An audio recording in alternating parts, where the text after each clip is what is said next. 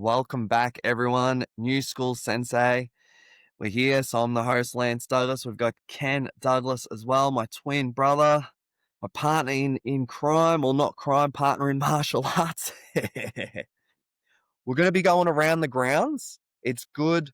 For our industry, we don't really have news articles to look at, but we do when high-ranking and well-known martial artists post. We can do a little bit of a commentary on it. So we've got John Bernard Will.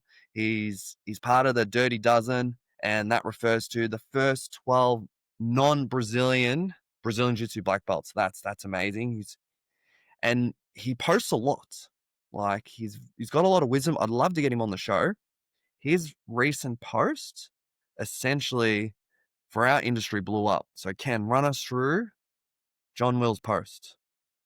All right, so essentially, John Will he's a very good wordsmith, and he does a lot of great posts. I think this one might have been his most popular post that I've seen in a long time. It had 245 likes. I'll chuck a like on it too. That's 246 likes now. 50 comments, yeah, and then 3 shares. So essentially, he was saying that a lot of his colleagues in the martial arts space, they get to their 50s and 60s and they're poor, essentially. Yeah. And they're wondering, was this the right choice for me?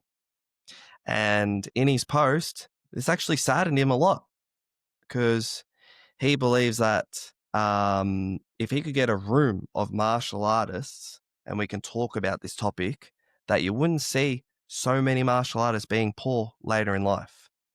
And I thought this was a really good topic because learning about finance, learning about personal finance, learning about investing has been a really good, it's been a passion of myself and Lance. We often talk about this.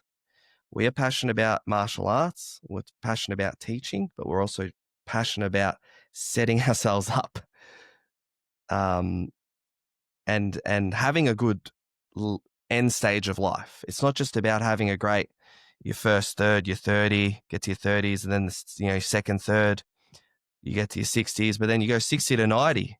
You want it to be a great time as well. Ain't that right, Lance? Do you reckon a lot of martial art coaches are going to get into their 60s and 90s? Hope so. Yeah, well, if you look at Japanese karate instructors, a lot of them get into the 90s, bro. You look in like Okinawa, it's one of the blue zones. They got a lot of people getting 100, yeah? Australia ain't no blue zone full of our fast food. It's like, yeah. So I thought this was a really good topic. So we're talking about why a martial artist poor. Sorry, it's a bit clickbaity. And we're riffing on this awesome topic that John Will has literally lifted the can, or he's lifted the lid off that can of worms. Because it's a topic that people don't want to talk about. I think in this day and age, people don't like to talk about finance. If you talk about finance, if you talk about that you're doing well, especially in Australia with that tall poppy syndrome, people don't like other people succeeding, okay? They'll try and bring you down. We love underdogs. We love Aussie battlers. But you look in America, they love people succeeding. Like the top people are like billionaires and all that. People look up to them, everything. Whereas here in Australia, we are pretty much campaigning against them, right? But so essentially, that convict path. Yeah, that's it, man. So essentially, I was having it wasn't that long of a think, and this is actually my thoughts, not asking like AI or anything like that. So I believe martial arts are poor later in life because we run a small business and we can choose not to pay ourselves super. So essentially, for people that don't know what superannuation is, it's a percentage of your pay. You sort of store it away and you can't touch it until you reach the age of 60. So a regular person working a 9 to 5 job, 10, 11, 12% of their pay goes straight into their super and they can't touch that. For us martial artists, if you run a business, you don't have to do that. And a lot of martial artists, they don't pay themselves super. So that's one reason why. Second reason why, in business, in particular, from my experience in martial arts business, we have highs where things are going really good, and then we have lows. Oftentimes, a martial artist, when things are going really good, so we got that peak in our business, we got heaps of students, everything's going awesome, all the marketing's working. A lot of martial artists, they tend to spend all the money that they make. They buy new cars, they upgrade the house, they upgrade all the furniture in the house, all that sort of stuff. But what I believe, obviously, this is personal, this is my own personal opinion, not financial advice. I'm just riffing off what all the other podcasts say. Talk to your financial planner, talk to your accountants, okay? Um, if times are good, this is when you need to take some profit off the table, bank it, make it work for you, because there's going to be times where it's not good. This martial art business, it's not, it's not like Tesla stock or whatever going up all the time. It's not like Nvidia or whatever. It's up and down, bro. Yeah, up and down. So that's a second reason.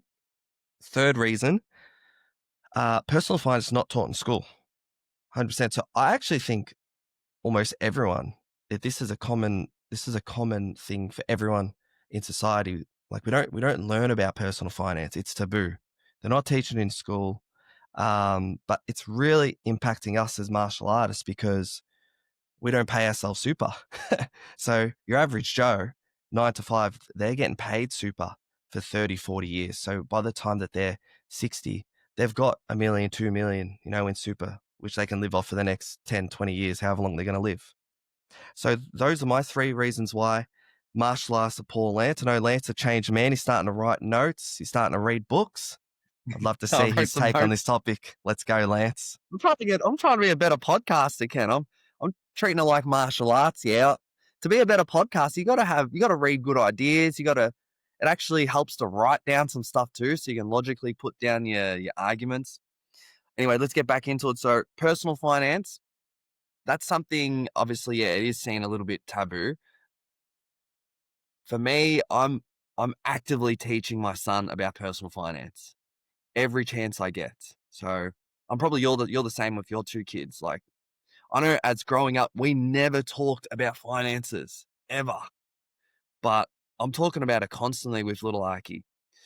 Like, say we got the recycling initiative here in Victoria. So you can grab a can, you can recycle for 10 cents. So I tell him, oh, we just got 4 cans. How many cents is that, Arky? And he'll have a think. Is it 100 cents? I'll be like, no, it's 40 cents. And then I'll say, we're going to go recycle. He's like, why are we going to recycle? And I'll tell him we're going to invest.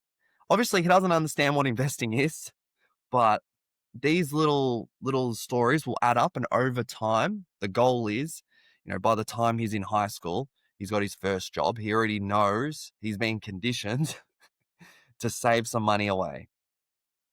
And unfortunately, a lot of martial art coaches, particularly from John Will's era, they're not saving for a rainy day, and I guess they're getting to retirement and they're having to rely on the pension. And I think the pension's $750 a week. So you're going from running a school, you're getting a couple K a week, and you're retired. You're supposed to be in your glory years, supposed to be finally be able to put the feet up and enjoy. And if you're taking a more than 100% pay cut or more than 50% pay cut, yeah, it can be a little bit depressing. And I think why do martial artists not prioritize personal finance? I think it's probably a bit better nowadays because there's more education and a lot of more, personal finance influencers out there. But I think back in the day, martial arts was all about, being a martial artist, having good character, being a person who perseveres, just being a good, upstanding citizen of the community. Whereas having money, having things, it just wasn't as important for them back in the day. So now, obviously, times have changed. Maybe they don't have the super to fall back on. Cost of living has increased. Now they're starting to suffer. Now it's time, even though you want to be a martial artist first, you can't be a martial artist if you can't financially support yourself and ultimately the family around you. So it is a shame. And I'd love to. We got to try and get John Will on the podcast. That'd be very interesting. Yeah, Ken. Yeah, I'll try. Hopefully, we can make some reels out of this, and we can tag him, and he might have a look at him. But I think with oh, sorry, if you go for a champion. Yeah, with the business side of things, it's not that, we're money hungry. I think it's further from the truth. Like, to be honest, like if Ken and I wanted to make a lot more money, we would have stayed with our careers. Like Ken would have stayed in the mines. Like you make a lot of money working in those mines, and I would have just stayed doing, private practice physio. So martial artists, we tend to get into the business mainly to support our lifestyle and for us to support our passion for martial arts. So it's important, if you are struggling, and I feel bad for you. Um, it's just it is hard, but it is a bit of a mindset shift. Just think of it. Don't think of it as you're being greedy. You're leeching off society. You know, just think about it. You're trying to support yourself, and once you can support yourself, you'll be able to support your community. If you're struggling, how can you support all your students? It's impossible. Yeah, you make some awesome points there. So I think it'd be really cool to go through our top tips for martial arts that are poor. Obviously, again, not financial advice, just from our experience as two twins, just trying to I guess try and do the best we can. Ain't that right, Lance? Yeah. So definitely not Yep. financial advice, but yeah, I thought I was going to write down 3 tips while Lance was talking. I wrote down 4 tips. So first tip, as a martial artist, you want to actually run a profitable school. So go to the conferences. We just done a podcast on the conferences we've talked about before. Get a business mentor. Go to the martial art business conferences. It's one thing to be a phenomenal martial artist. Another thing to be a phenomenal martial arts coach. But you have to be a phenomenal martial arts business owner. There's like 3 tiers there. Second thing, look to invest your money early as possible. Okay. Lance was talking about with his boy about the cans are getting 10 cents. In fact, this morning, my boy, he asked me point blank, he's like, Daddy, why are we renting? He asked you why He we're asked me, renting. why are we Wow. renting? And I was like, oh, What did you okay. say? So I said, we're renting because we want to go on holidays. Yeah. And we want to live in a really good area. So yeah. And then also I showed him like we actually do own properties too. So even though we rent where we live, we own rental properties. And I showed him all the different properties and stuff like that. He's only 3, but I'm planting the seed early with him. Like, yeah. Switched on. Hey? Yeah, he He switched switched on. on. I think Jeez. it's because he's been trying to damage the house a bit. So I'm like, this isn't our house we're renting. And we just got back from Queensland and we were renting a car. So he's starting to switch on. He's pretty switched on, old mate. So there's that. So start early, guys, please. Yeah, the earlier the better. Even if it's a small amount, still good, got to start somewhere. Third thing, delayed gratification. So you don't need the best car. You don't need the best clothes. You don't need the best haircut. You don't need the best house. Okay. You don't need to send your kids to the best school. maybe not. Depends. All right. You don't So, need to but pay for health insurance. I would rather myself struggle. It's not a struggle to rent. I'm living in Parkville, but some people think it's a struggle to rent. Like I'm battling, I'm struggling. I'd rather live in Parkville, struggle for 10 years, and then in 10 years, then I can live in the place where I want to live. So delayed gratification. I set myself up. If I was to buy the place where I want to live right now, especially if interest rates the way they are, mate, there'll be a lot of pressure. Yeah. And the fourth thing, probably the most important thing, we need to learn. Listen to the podcasts, read the books. Okay. Maybe because I actually got to go to jiu-jitsu training pretty soon. We can finish the potty and Lance with our top recommendations for books and podcasts. So I could start first so I can get him out before you get probably the same. For books, Richest Man in Babylon. Please read that book. That's a game changer. And then you can read Rich Dad, Poor Dad. Everyone recommends that. It's pretty good. Podcasts, it's a tricky one. Depending on what field and stuff. I think if it's for property, you have to go the OG, the Property Couch. Yeah, that's the OG. Very conservative, Over very Phil safe. Tarrant, smart Sorry, property yes, investment. smart property investment. Just that channel on Spotify. Phil Tarrant, love you. I love to get on the potty too. Anything with Mate, Phil you Tarrant is can't talk. gold. You can't talk bad about Phil Tarrant. He has to be number one. He's the OG. He's my boy. We might have to make a reel and tag him in there. That guy is the best podcaster I'd going love to around. get some Chinese food with him. He loves talking about Chinese food. I'll shout him some, I don't know, Kung Pao chicken and Yeah. some fried rice. You're definitely right there. And then, but I think in terms of like with the books I said are pretty general, but with podcasts, I think for me, it's good to listen to a variety. So you got property podcasts, you got shares. They're probably the two main ones, to be honest. You got business podcasts as well.